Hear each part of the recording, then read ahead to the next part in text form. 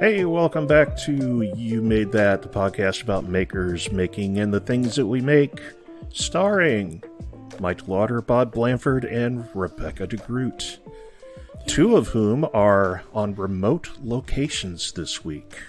Exotic locations at different ends of the world. Mm-hmm. Bob is on a super secret mission for work, so we can't reveal where he is. Might be in the land of cheese, eh? Hey, take off, hoser. And Rebecca is in remote from her future brother-in-law's house. Got a fancy, comfy gaming chair, all set up with the latest technology here. Okay, now wait a second. I didn't realize that you were literally at your future brother-in-law's house. So my question is, why did Henry have to take all of his gaming stuff if he's going to his brother's house? Doesn't his brother have gaming gear? This is just our transitional place because he's watching our 3 dogs over the next week. And then we are on our way back next week, bringing his 2 gigantic dogs home with us to watch them for the following week. Okay. So we're doing a dog sitting trade-off, but in order to do that, now. we had to fly out of Dallas. That so we totally cleared that up. Yeah. Yes, but Henry did still insist on bringing 2 game systems and 1 portable monitor so that he can play everything. Excellent. While we're at a completely jam-packed, fun-filled week of awesomeness. Exactly. It's got to be. If you're a gamer and you're playing like a first-person shooter and want to go head-to-head with somebody, you got to have your own system. And playing that split screen, that's no good. They can cheat. They can look right where you're at. Yeah. Not that I ever did that with my children. No, it should be fun, though. Yeah, well, I'm not a gamer. I'm not a gamer whatsoever. I do play solitaire on my phone once in a while. That is literally the only video game that I play.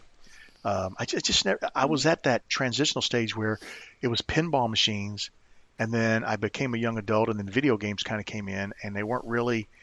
We had an Atari when I was a kid, and that thing was, the Atari. Remember Space Invaders? So I never really took an interest in it. I had too many other things going on in college and all that, so I just never got into the gaming thing. So, I have no issue with people who love it. It's just not my thing. So that's cool. There's always a hands-on way to kid. kill the show, everybody. Yeah. Well, hey, We were kind of the reverse of that, sort of. We really wanted. Yeah. Go ahead, Rebecca. You can finish. Ignore his dirty look. It doesn't matter. You go ahead and finish. I'm giving you total open mic. You just tell it. No, we really wanted to be the gamers, but my parents were very anti-technology for a very long time. And it was all just like, no, you're going to go outside and play, and you're going to do things in nature. And, I mean, we were also homeschooled and lived in the middle of 40 wooded acres and barely ever had any internet or any type of game system anyways. So it was like we grew up without them and seeing our friends with them, and every time we went over to our friend's house, completely obsessed with them, which I'm actually really excited because one of the games that I used to play on our PC computer like way early on was Tony Hawk Pro Skater 2, and that at the end of this month is coming out on one of the game systems that we brought with us, but I'll be away at that time, so I won't be able to get it right away. But oh my god, Henry better get me that game because it's like new and revamped, and I am so excited to just dive in and use that to just forget about stress in my life. Yeah. So I'm really excited about that. But I remember my older boys playing that one. So what about you, Michael? Do you game at all? I used to. I've gotten out of it. I had the MMO monkey on my back for about 7 years. Where that's pretty much all I did when I came home. Yeah. So it's funny. I have friends who and they're my age. I mean, they're in their 50s, and like Rebecca just said, a new game comes out. They will literally almost be waiting in line at Best Buy to get that game. And I mean, I guess it's an obsessive thing where you can really get into what's the word I'm looking for, the whole gaming experience. So like I said, I guess I never got into it. So I'm cool with people who are. It's just, me, I don't know. Yeah, I feel odd like man out. It's an immersive experience for people who don't have other hobbies. And that's what it is. I find that if you have other hobbies like we have, you're not going to dedicate so much time to video games because it takes you away from what you're doing in like that part of your life that you're already obsessed with enough. Because we do the same thing with tools and wood and machines and things. And there's little things like family and and kids, right? They take you away from your kids and your dog and your wife and our husband. It's definitely a form of escapism. Yeah, I can see that. It can be a bad thing too. I know that it can be therapeutic as well. I know people who have had, I don't know how to say this properly, medical concerns, and there are games that they have been instructed to play to help them to develop and overcome those medical issues. So there is also a good side to gaming as well. So. Yeah. Yeah. I mean, I generally only play my video games when I'm really stressed out. Because if I can function normally and everything is going smoothly, like I'll go out to the shop and I'll do something in the shop. But if I am just so out of my mind, anxious or stressed out about something, I'm like, I'm not going to deal with this right now. I'm going to do something else that just takes my mind away from everything. Yeah. And I mean, that's what I do. Although sometimes I get into a really good game and I'm like thinking about it all day at work. I was like, I just want to go home and play that game. It's so good. Hey, I have an idea. Maybe since I drew everything away for some reason on this topic, let's bring it back around and talk about what we've been working on. Mike, go. Nice try. I've actually been out in the shop most of the day today, squaring up blanks for the space pens. And I thought you were done with those. You took more orders? Oh, no. It's gotten drawn out. Okay. For some reason, I was thinking you had mentioned you were done with those. No, I was done with the basketball floor pens. The basketball. Oh, that's right. I keep forgetting you've got two separate special sets of wood on. Okay, Right, cool. Sorry. Right now for that project, I probably only have one day a week that I can work on it, and it's either Saturday or Sunday over the weekend. Okay. Last weekend was drilling and gluing up tubes. This week was popping out all of the dried up Play-Doh. So I got a bunch of little red discs all over my shop now. Did you actually have to push it out, or did it dry up enough where it just fell out? It dried up enough that I could just knock it on something and came right out. That is kind of convenient if you leave it for a couple days. Yep. It doesn't do that overnight, but that's got to be so satisfying, though. Oh, it is. There's nothing like a little Play-Doh pellet. All you need now is a slingshot. Yeah. Yeah. Well, this is really the first time that I'd used that trick of yours, and I was kind of concerned since I wasn't really worried about how clean I was keeping the end. That some of that glue would get in with the Play-Doh and lock it in place and wouldn't come out. It turns out even if there is a little bit of glue in the tube, when you sand it down, it's either the friction of it knocks it off the tube, or the heat from the sanding softens it enough that it just pops right off anyway. Yeah, I've not had it, and I think you're just like me. You're an all epoxy shop, right? I am now. Your tubes in? I used to do CA, but not anymore. Yeah, I have not had an issue with it. Knock on wood. So I don't know what made me come up with that tip. It's not my tip, I'm sure. I probably heard about it somewhere. I'm not going to claim it's my tip, but I started using it and I've had great luck. And it's super cheap. You can do a lot of pens for the 50 cents you pay for that little tub of Play-Doh. So it's a lot cheaper than the wax. But what else you got going on there, Michael? That's all I've got going right now. Everything's squared up and ready to start turning. So that's what I'll be doing next weekend with them. All right. Rebecca, what about you? And the Play-Doh smells good, too. Oh, it tastes good as well. You can eat it. No, it does not. I can't smell it. I still can't smell. I'm sorry. Play-Doh, it has that smell. They need to scent it. It should have the green should have like a lime scent. The yellow should have like, oh No. yeah. Then it would be it's more good edible. the way it is. It's good. It'd be much you more don't edible that want way. to eat the Play-Doh. But It's it's just not flour and toxic. salt. It's it not tastes toxic. like It won't hurt you. Poseidon's butthole. Oh my God. I've never tasted Poseidon's butthole, so I don't know the reference. Is it a little swampy, maybe? It's all salt. It's just salt. You want to eat a mouthful of salt? Chew on some Play-Doh. Wow. This show just took a left turn. So what What have about you, Bob? besides eating Play-Doh, what have you? Oh, you want me to go next? Okay. What about Bob? What Dude, about don't Bob? hassle me. I'm local. Straight up reference from the show. Did anybody get that? Nope, nobody got it. Okay, I'll just move on. Actually, there you go. Love it. Look at that. Rebecca's drink matches her hair. That is so awesome. Hey, actually, I got some shop time. You guys, we talked in the last show about Emmett Newsom's I don't want to say challenge, collaboration where we're making chess pieces, and I chose to make a king, and I have finished the body of my king. Now it's cut out, it's finished, it's got a finish on it. I still need to do some work to it, felt on the bottom, things like that. And I need to make the crown. The crown is separate from the king, and I have a crown that is in process on the lathe. But I had to pause because I ended up having to hop in a car and drive halfway across the United States. So, Excuses. little things like that get in the way, right? So, but yeah, I'm pretty psyched about it. I kind of got on it right away because it was something different, something new, and I'm not filming it. That's the other thing is I didn't want to mess with filming it because I just thought I want to do this. It's for a charity. I just want to have some fun, get it done quickly, donate it so it's off my plate.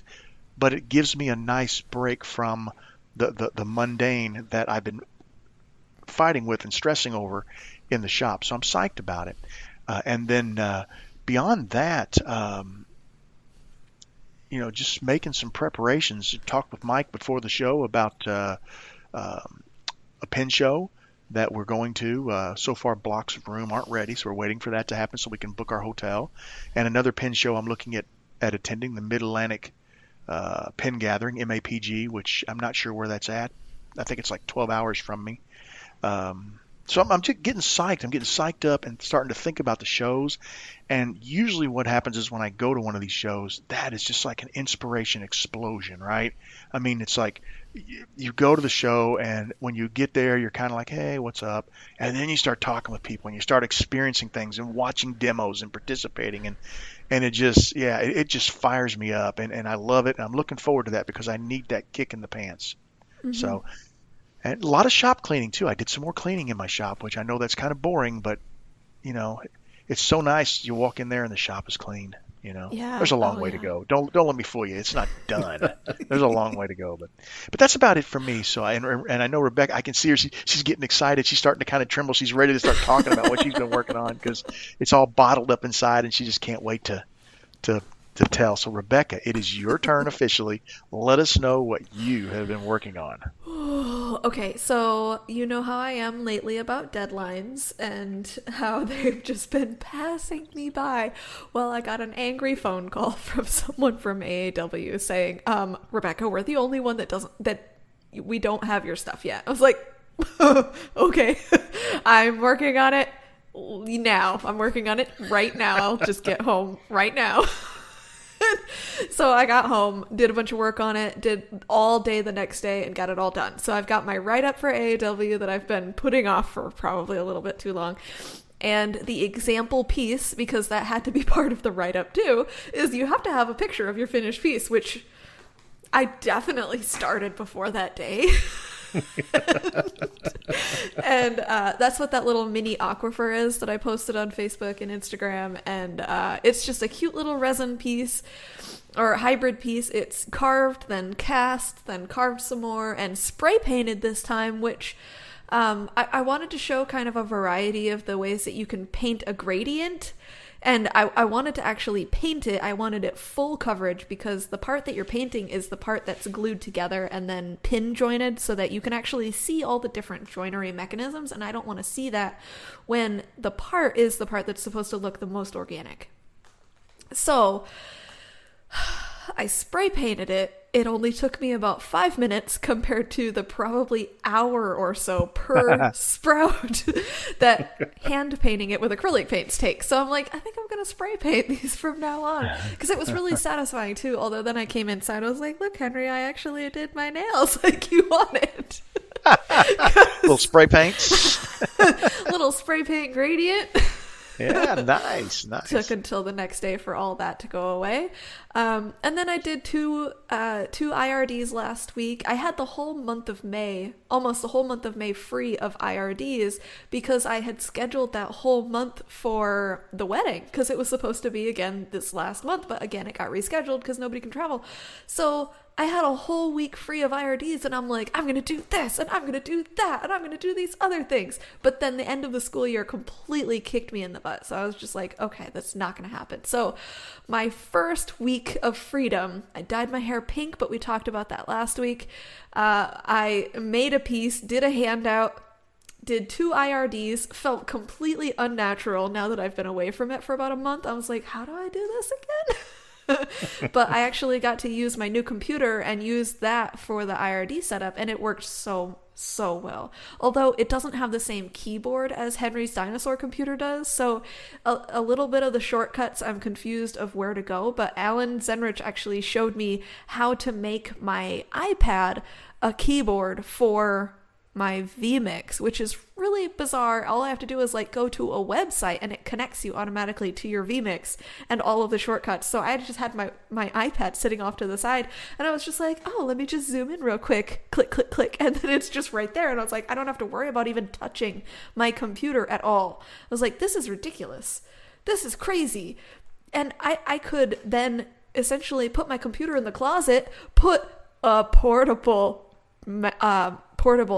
screen monitor right on my wall, and then just have my iPad sitting there to control all of it. So I think nice. that portable monitor is going to come in handy in my shop. I was going to say, I think Henry just lost his monitor. And I tell you what, I think I can help you out with the wedding. Today, while I was driving, there was a lot of time to listen to the radio, and I heard a story about a family in India who was getting upset because their son, I don't know if they had the son or the daughter, but the kids could not get married. So what they did is the only place they could have that many people in one place at a time was on a commercial airliner. So they literally bought every seat on a commercial airliner and had the wedding when the plane took off.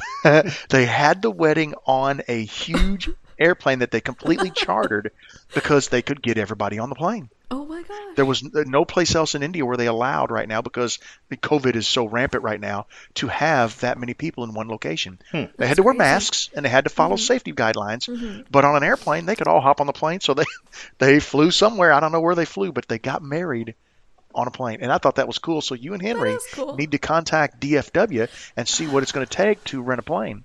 You could just fly around and pick up all your guests. See, and oh my God, that would be perfect. But my mom won't fly, so. Well, shucks. Ruins that idea. Thanks a lot, Mom. Well, maybe you just land where she lives and she can get on the plane. You guys can get married and then she can hop off and the plane can take off. You know, you mentioned... She's not invited to the after party. You'd mentioned earlier that your parents weren't really into technology and whatnot while you were growing up. Did you happen to own a VW microbus? No, but we did own an old school bus. Even better. We converted it into a camper. It had 6 bunks and a full kitchen and bathroom and couches and everything. It was really cool. We only had it for a few years, but over those few years, we got to go all over the place. Oh my God. And when those tires blow, if you've got like a blowout, it sounds like you're being shot at. It feels like you're being shot at. Yeah, there's a lot of weight, it's a lot of terrifying. pressure.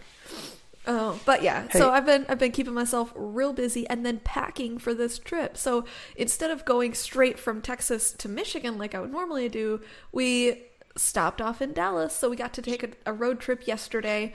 Henry's got the entire week off next week so that we can just spend that time in Michigan, hopefully relaxing. He gets to meet a bunch more people. I get to see all my old friends. I get to meet a bunch of new friends. We've got people coming from all over the country to this event. It's so cool. I'm so excited. And it's the Ron Campbell's hands-on woodturning retreat in Cedar Springs, Michigan. And it's like the best event of the year. It's amazing. I'm so excited. Huh. Oh my gosh.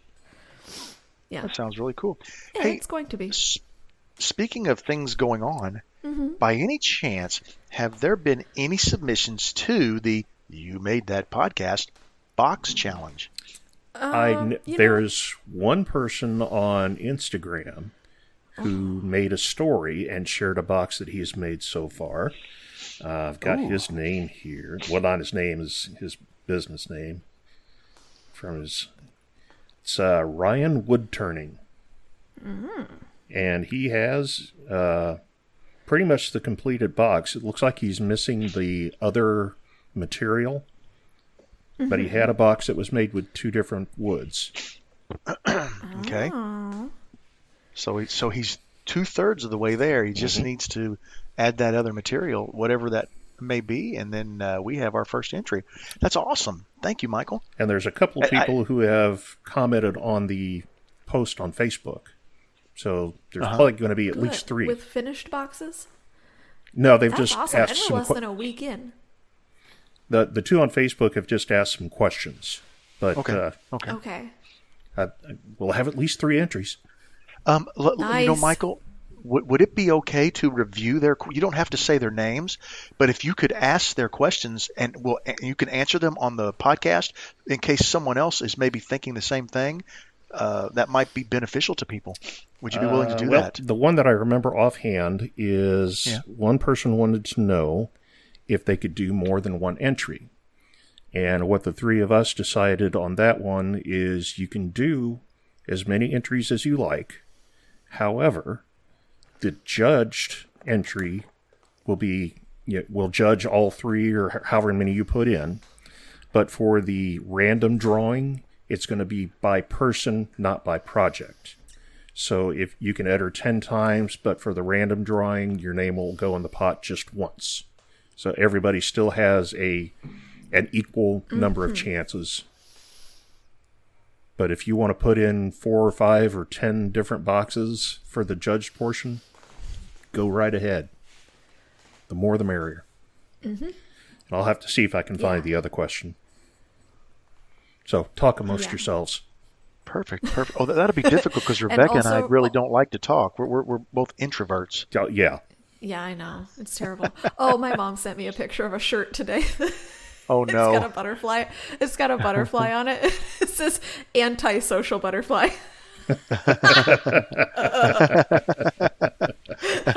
I want it. Yeah. Because I'm a very social person. I like being around people, but I am also a very anti-social person. If I could shut myself in a room for weeks, I would be perfectly fine with that. So, quarantine is never really a bad thing for me. My bad. It was just the one question. And that was from Mark Toon. Okay. Well, thank you, Mark. Yeah. That was a great question because I'm sure other people have been thinking that. So I think it's good that we address those. Like I said, get your submissions in. And when you do submit something like one, make sure you let us know so that we can be sure that we include it in the judging because it could be easy to miss one since there are 2 places where you can really link those up. So make sure one of us knows about it so we can judge it. We love judging you. Yes. I'm just joking. That sounded terrible, didn't it? No, they're not. They judge me every I love show. Judging.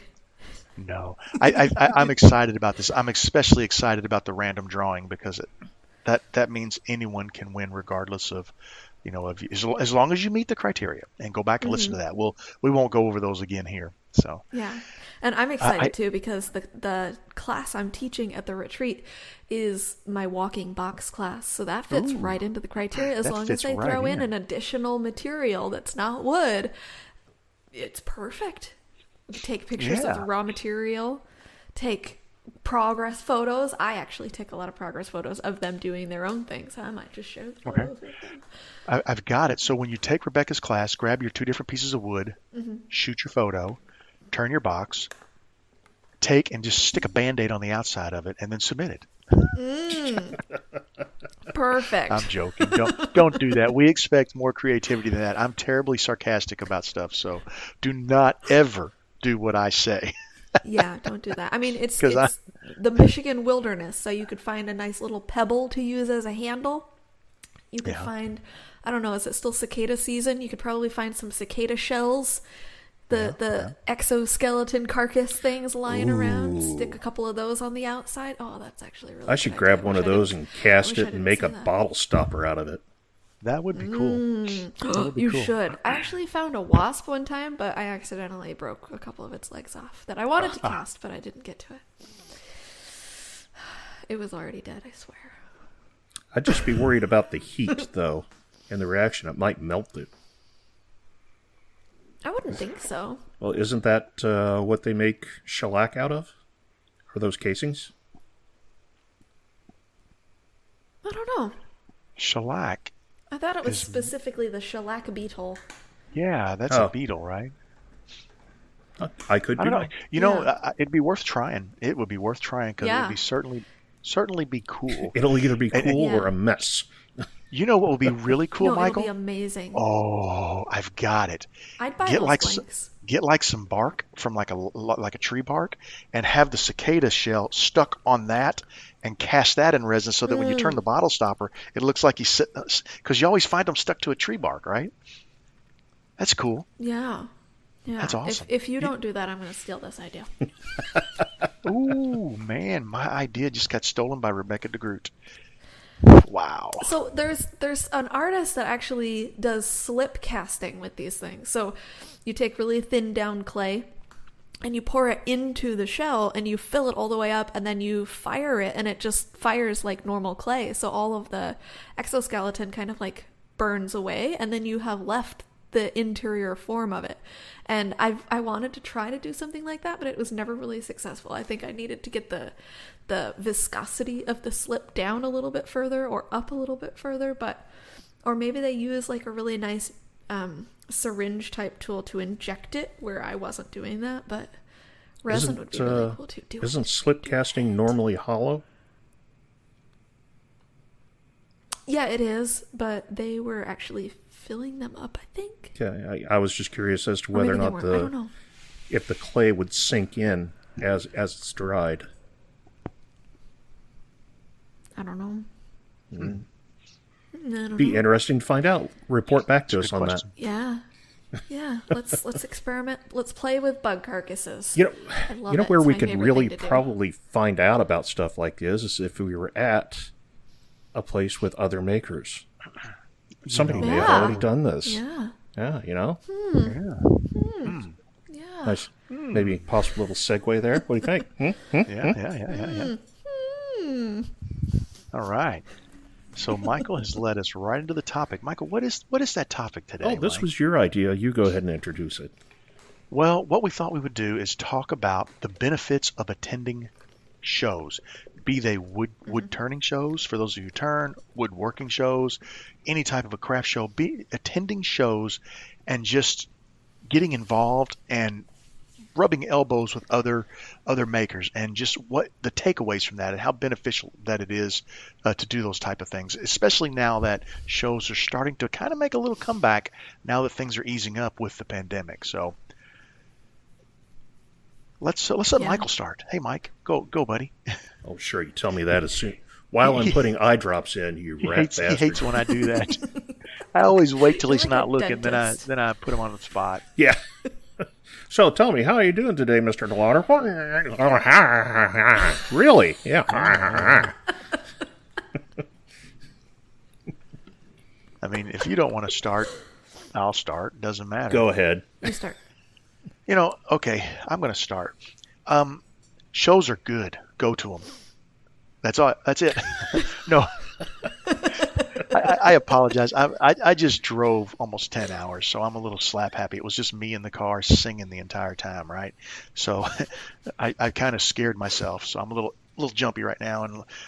And shows you can talk to somebody online, you can watch YouTube videos, you can watch online classes. It's not the same as standing next to someone and saying, Rebecca, show me how you sharpen your gouge. And Rebecca walks up to, the grinding system and sharpens it. Now, she may not be able to tell me the exact angle she uses, but this is her technique for doing it. And you see that on her video if she happened to do a video for sharpening, but you only see two dimensions of that, right? You don't see the full 3 dimensions. What's happening? How is she twisting her wrist to rotate the tool? How much pressure is she putting on the sharpening stone? These are things that are super beneficial. Not only that, but the bonds and the friendships you build with people, being able to, just being able to sit there and face to face talk with people. How do you do this? How does this happen? Where did you get this? Where did you find that? You make contacts like crazy. You make friends like crazy. I always say that, and I'm going to use a pin show because those are the ones that I usually attend. Few woodworking shows, mostly pin shows. It's like a family reunion where you actually like your relatives. That is literally what it is, because and you go back year after year and you see the same people and you look forward to it. But the benefit of knowledge that you take away is so worth the minuscule amount of money that it costs to go to the show. Now, minuscule to go, maybe 20, 25 bucks for a lot of the shows I go to. There is always a travel expense, sometimes hotel, sometimes automobile rental. Perhaps you've got a good friend that you can stay within the area to kind of cut some of that cost down. I know that can get expensive, but if you can find a show close to you, if you've never been to a show, get up and go. Take the initiative this year to get out and go to that show and experience it, because I guarantee what's going to happen. You are going to be blown the heck away, and you are going to want to attend every show that you can, because there's no substitute, no experience for in-person. It's like when Rebecca teaches a class. Her internet demos are great. But these people that go to class with her and stand shoulder to shoulder with her walk away with so much more knowledge, respect, and information than they would ever get, because you can interact with them. Oh, wait, don't turn that to the left. Keep it on the right side of the tool, right? I mean, there's so much you can do. I can't stress enough how important these things are and how much I grow each and every time I go to one of these demos. And just how fired up I am when I leave the show. So if there is a show that is remotely close to you and you think you can swing it financially, I urge you to get out and do it. It will open up a whole new world to your hobby. And I'm going to stop because I could go on and on about nothing forever. And I'm going to turn this over to Rebecca, who has probably been to more shows than Michael and I combined together twice over, right? So we want to hear. We want to hear from We want to hear from our our antisocial butterfly of the wood turning, woodworking hobby shows. Tell us, Rebecca, what's your opinion on that? If I could go to a show every weekend, I think I would. If it would give me an opportunity to meet new people everywhere I go, if it would give me a new opportunity to see new processes or review old processes, or just meet with the vendors and, like Bob was saying, rub shoulders with people that I wouldn't normally be able to rub shoulders with. Those professional relationships that you can build, you can hand out a business card. There's a difference between handing somebody a business card and emailing them with your contact info. It makes so much more of an impression to actually connect name to face instead of connecting picture of bowl to name on a comment, because we're wood turners or woodworkers. I can't tell the difference if it's all just pictures of wooden bowls. Oh, you're that maple bowl. I was wondering what you actually looked like. And then sitting down with them and sharing a brownie or something. A normal brownie, not normal brownie. Rebecca, don't go there. Being able, not like a childhood brownie. One of my first A childhood brownie. No, that's actually going back to one of my first AAWs that I attended. I had the opportunity to sit down. It was during one of the downtime moments between demonstrations, or maybe during demonstration, and I was just wandering around because you don't always want to fill your complete schedule packed, because then you might miss other opportunities. And I was just walking around the lobby area, and I happened to see David Ellsworth sitting at the table by himself, not surrounded by tons of people for once. And I asked him if he could give me some feedback on one of my pieces. I know. I asked him if he could give me feedback on one of my pieces, and he's like, sure. And I sit down and I start showing him. He's like, would you like to have some of my brownie? I was like, what? So I get to share a brownie with David Ellsworth. He gives me feedback on my stuff, and he is just the most supportive figure in that community. And you would have never gotten that opportunity if you didn't go. And I would have never been able to say that I shared a brownie with David Ellsworth if I didn't go to that event, And now he actually recognizes me when I see him. It's we're actually close at these events. Although, we don't chat constantly, but in the same way, John Jordan and I follow each other on Instagram, and we'll comment back and forth on each other's pieces. And I wouldn't have normally been able to do that. And it's because I made that connection at the show. But it's not just being there, it's getting yourself involved in the shows too. Every time that there's an opportunity in an instant gallery critique, I'll put one of my pieces in that critique to get feedback from these professional artists. And then you make that relationship with them. And then that carries on through however long you have in communication with those people. Well, and it's also a benefit, Rebecca, from your side, being that you are a social media presence on Instagram and Facebook and sometimes YouTube, and people comment on your videos, and you have a screen name and a little tiny thumbnail, but it gives you a chance to, when you go to a show, to meet with face to face some of the people who are consuming your media and enjoying your media. Your biggest followers / supporters, and that's important. That's important to you and to them. To you and to them. Yeah, and when people message me, I do actually respond. So if it's not something like hi or hi with heart eyes and just random stupidness, then if it's not block worthy, I'll probably respond. But people reaching out, asking a legitimate question, I'll actually answer their question. And there are so many people that refuse to do that because, I don't know, it takes too much of their time. If it's beneath them to respond to people they don't know and respect. But I will take that time to respond and help if there is a way that I can help. But nobody would know who I was. Nobody would know that I have information that I could share if I didn't start going to these things. And not just going as an attendee. I know you were talking about kind of the price range of some of them.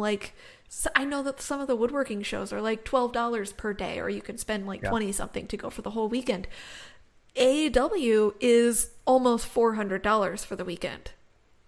That's something that a lot of people can't do. So you might have to go to the lower level places where you might not see the same range of people. I agree with you that one's tough. But if you go to a couple of the lower shows, like the woodworking show is one that's kind of fun to go to sometimes.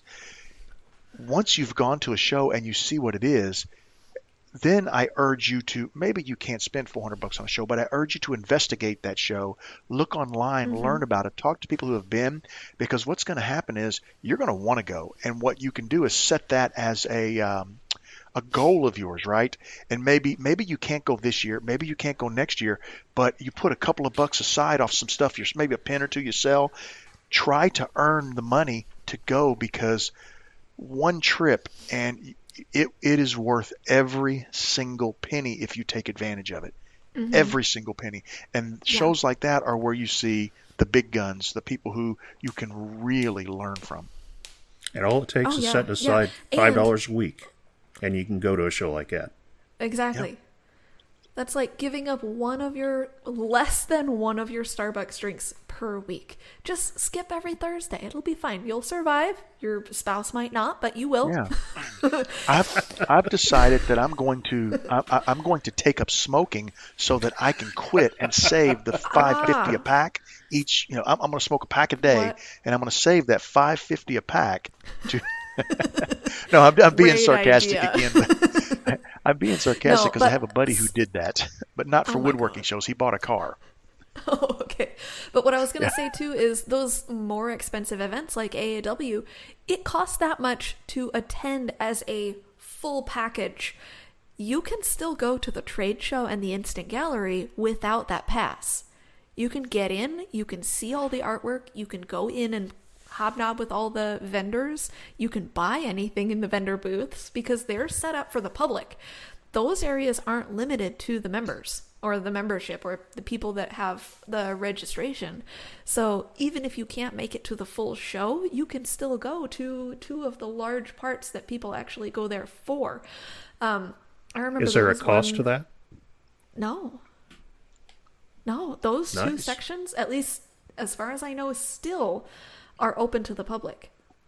And it's supposed to get people in and kind of introduce them to the world of woodturning so that maybe next year they'll actually go for the demos and things. But I mean, there's enough demos going on the trade floor that you'd be able to see all sorts of things and learn new processes anyways, and get really nice discounted tools because they've got the show discounts.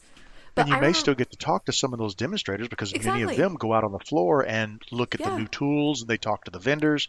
So there's opportunities galore.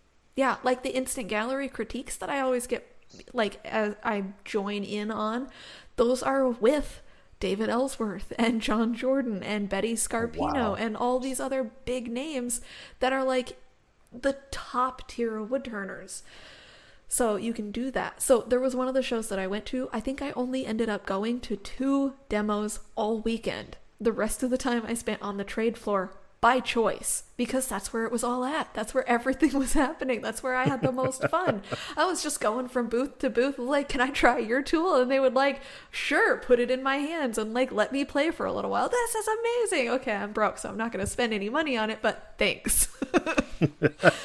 I was one of them for a little while. But I mean, it was fun being able to get to know the people and then actually demonstrating on the trade floor. Like, you could go as a demonstrator for the trade show.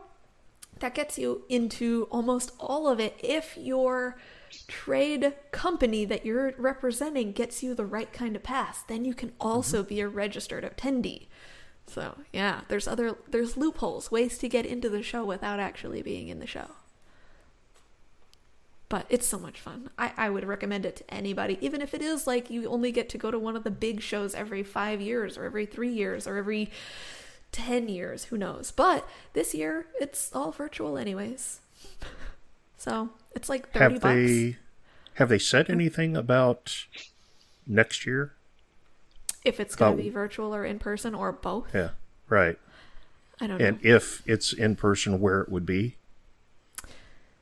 I don't know. They probably already have the plan of where it would be.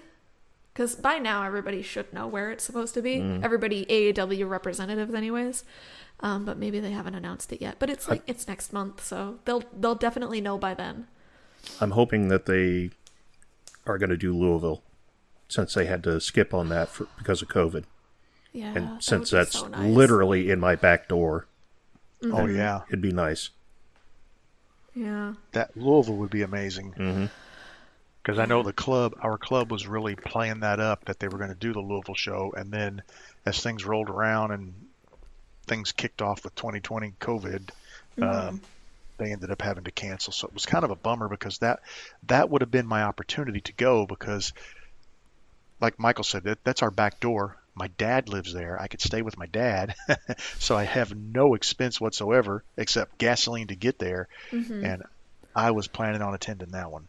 That's on my wish list. So now I have to save for it if they don't have it there. Yeah, I'm not sure, but wherever they do have it, even if you can't go to the event as a registered attendee, you can still get into a lot of the things. Not everybody knows about that. And you know what? They don't publicize the event enough outside of the woodturning world. That's the problem too. Like, they don't put any signs or banners up in those local areas telling everybody, hey, there's going to be this giant event going on here. Come see what we've got going on. Which I'm surprised the vendors don't push for that, because my gosh, the more people that are interested in any type of, even if you're not a turner, if you could be a flat box maker, anything, you still go to those shows because they're interesting, and you never know what kind of tool or what kind of technique. You don't know what you're going to learn or pick up. So, and since it is free to go to the vendor part of it, I don't know why they don't push a little harder. I don't know why either. I think it's just because they want people to pay for the registration. But I mean, you can see like world-class demonstrators on the bandsaw, like Alex Snodgrass. He's on the vendor floor all the time, and you can just walk in and meet him. It's like, what the heck? I just don't understand. But either way, go. Find a way to go. Even if it's not to one of the huge events, go to one of the smaller ones. Go to SWAT. Go to the Tennessee Woodturner Symposium. Go to the one in... Wait, did they just cancel the one in Colorado? Is that the one they're not doing anymore? Or Utah? Don't know. I don't know. You guys are just Eastern people. So I know. We're Eastern pen makers. Okay. But I mean, they're all over the country, and whether it's a 3-hour drive or it's right in your backyard or it's a 12-hour drive, but it's worth it to be able to spend a week, or not a week, but a weekend with like-minded people that are all obsessed with the same things. Like, you could become best friends with a 75-year-old old man, which I have done. So it is because we're both obsessed with the same thing, and like, you can talk for days on end about one topic, and it still will be a sad moment when that conversation has to come to a close. Yeah. To find someone that's as passionate as you about what you're passionate about, exactly, is the perfect way to put it, Rebecca. That was what I was trying to convey, and I couldn't put it into words, but that is exactly what I was trying to convey. Yeah. So, I don't know if you can Michael. tell, I'm really excited about this week. Have you anything to add, Michael? Well, you two pretty much covered it. The only thing I was going to add really was something you did touch on, Bob, but if you can't afford to go to these shows, there's the traveling show, the woodworking show, that goes to probably just about every state in the continental U.S. Usually the fairgrounds, And it's, maybe $12 for the entire weekend or something like that? Yeah, it's pretty cheap. It's cheap, and it's packed. It's got vendors. It's got demos. It's got these little seminars that are going on, and they, for the most part, don't cost anything. Maybe 3 or 4 of them over the course of the weekend will be an extra $20. Money well spent. And even at that show, you don't know who you're going to run into. The last one I was able to go to, I ran into Heath Knuckles. He was doing a wood turning demo there. And always, even the lesser expensive shows, like just the ones that are just a pen centric that Michael and I go to, they always have classes that are separate from the demos. There'll be a demonstration room where you can go and sit literally all day and watch demonstration after demonstration after demonstration, or you can step aside, and Michael and I have both done it, and take a class.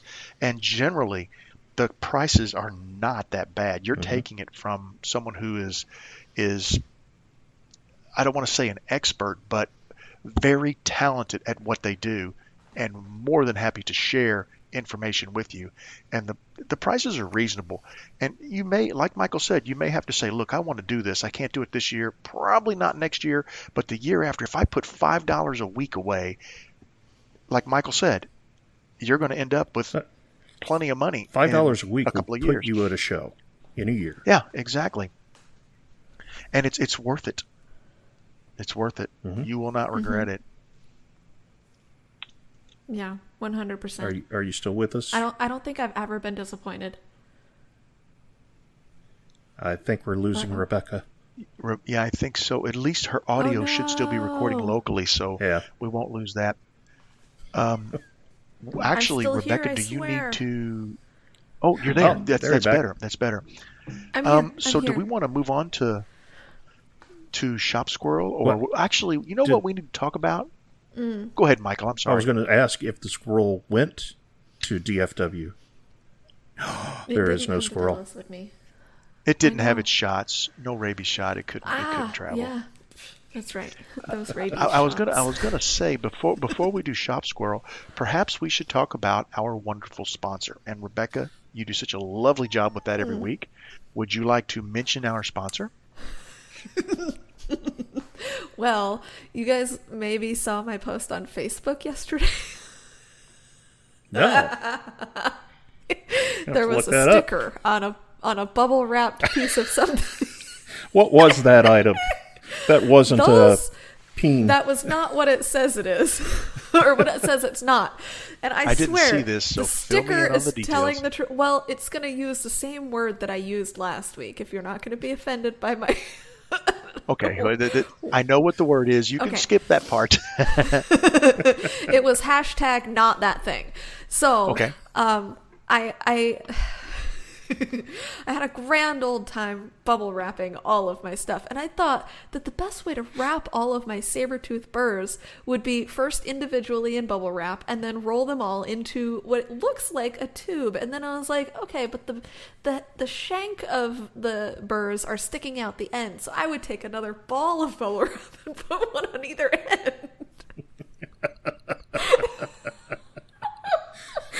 And the whole thing ended up looking like a certain anatomical part of a body. Not my body, but... And Sarah from Wartooth Design happened to send me in my last order from her the most perfect stickers. So I'm going to have a lot of fun figuring out how much stuff TSA actually searches tomorrow on my way to Michigan. Oh, man. But, hopefully they just run that through the x-ray machine and that's it. I hope so, because, I mean, the label clearly states what it's not. But who knows? They might not believe it. Okay. Yeah, I tell you what, I have not had the full TSA search, but I've been pulled aside before and had to go through a fairly thorough search. But they have one that I understand is a lot more invasive. I haven't had that one, thank God. And I hope I never do. But well, I never have those issues. Every once in a while I have to get the pat down. But these are in my checked bags. Because I don't know if they'll actually let me bring the saber-tooth burrs through the security checkpoint, but... Probably not. Yeah, I wouldn't think so. But I most certainly cannot bring my tools, and I can't bring my Fordham, and that's why we have 2 checked bags between us and a carry-on. So the tools are distributed between the 2 bags, and then our clothes are distributed between the 2 bags to kind of even out the weight, even though Henry's technology weighs, for whatever reason, a lot more than my giant tools. So if anything goes overweight and he gets flagged, he's going to have to carry all that extra weight.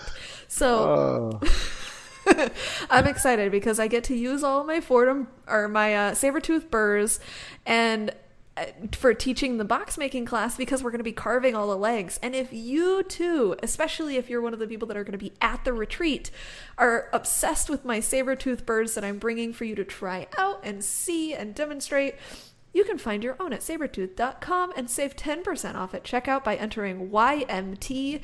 And then you too can make all these cool, amazing walking boxes and everything else that I'm probably going to be showing off. Because for whatever reason, I also brought my sphere burrs just to add some extra texture to some stuff. Because I thought it was going to be fun. So, yeah, Sabertooth. I think it's going to be amazing. Yep. Thank you. Not a peen.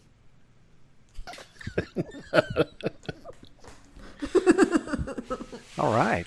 Since there's no shop squirrel this week, I guess we can go right into dad jokes. All right. So, who's got their dad jokes ready? Not me, but I do have one that I want to share that somebody actually posted. It's a dinosaur joke. They posted it on our Instagram, if I could get And you back have the to one it. I sent you, so you have 2. Wait, I do. Hold on. Was that through Facebook? Okay. I think I sent that, yeah. I have 2. Okay, from Poitras WW. I think Poitras Woodworking. Why do museums exhibit old dinosaur bones? Because they can't afford new ones. Oh my gosh. Okay, I'm going to have to find the one that Bob sent me. Give me a sec. All Or right. when do you guys go? I'll go. Art Alonzo sent me one. And I meant to put it in one of the shows last week, but I missed. He says, never trust an atom. They make up everything. You want to shoot one, Michael, while we're round robining here? I got mine, Sure. and then Rebecca will have one more at least. What do farmers say to their cows at night? It's pasture bedtime.